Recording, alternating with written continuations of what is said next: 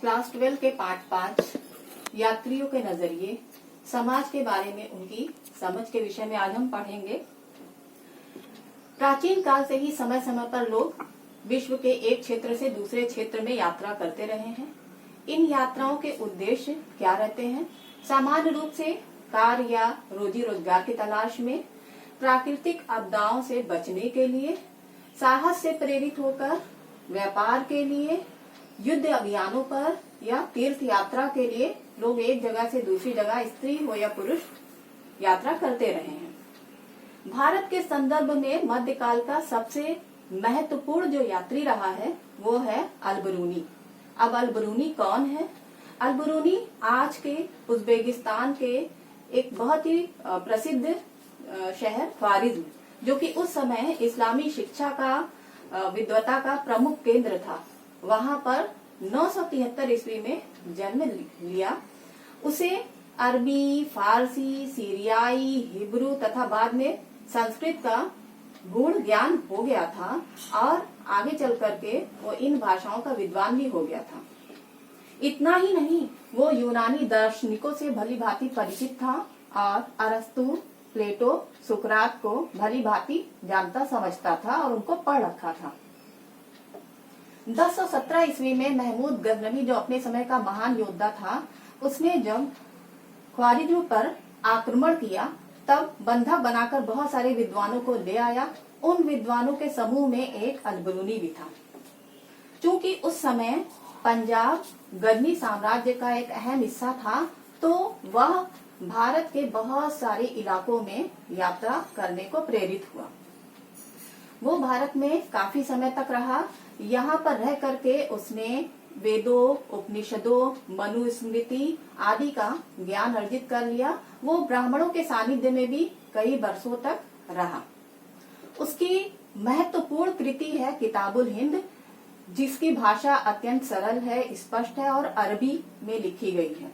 ये एक विशाल कृति है जिसमें धर्म दर्शन से लेकर समाज के रीति रिवाज, गणित, मापन, कीमिया यानी केमिस्ट्री, खगोल यानी एस्ट्रोनॉमी, कानून सहित बहुत अधिक विषयों पर लिखी गई है और वो तकरीबन 80 अध्यायों में विस्तृत फैली हुई है। इसकी जो लिपि है वो प्रश्नात्मक है, प्रश्न के रूप में शुरू होती है, फिर उत्तर में वो लिखता है वर्णन उस टॉपिक का और उसके बाद समरी देते हैं। आलोचनात्मक भी है, तुलनात्मक भी है। अत्यंत रोचक है ये कृति और इतिहास की ये अनमोल कृति है। किताबुल हिंद में उसने जाति व्यवस्था का स्पष्ट विवरण दिया है कि भारत में ब्राह्मण, क्षत्रिय, वैश्य, शूद्र के रूप में हायरार्की है, समाज का विभाजन है, ऊंच नीच है और इसकी तुलना वो फारस के यानी ईरान के प्राचीन सामाजिक वर्ग से करता है, जहाँ पर जो योद्धा है वो सबसे ऊपर है, उसके बाद जो पुरोहित है, उसके बाद वैज्ञानिक लोग हैं और तत्पश्चात कृषक हैं। इनकी तुलना के बाद वो बताता है कि इस्लाम में ऐसी कोई भी जन्म आधारित श्रेष्ठता नहीं है, बल्कि सभी समान है और केवल कर्म के आधार पर कोई अधिक सम्मानित है और कोई कम। साथ ही उसने ब्राह्मणों की अस्पृश्यता एवं अपवित्रता के सिद्धांत को भी पूरी तरह से नकार दिया और कहा कि इस सृष्टि में कोई भी वस्तु हमेशा के लिए पवित्र नहीं है, बल्कि वो अपनी पवित्रता को हासिल कर सकती है।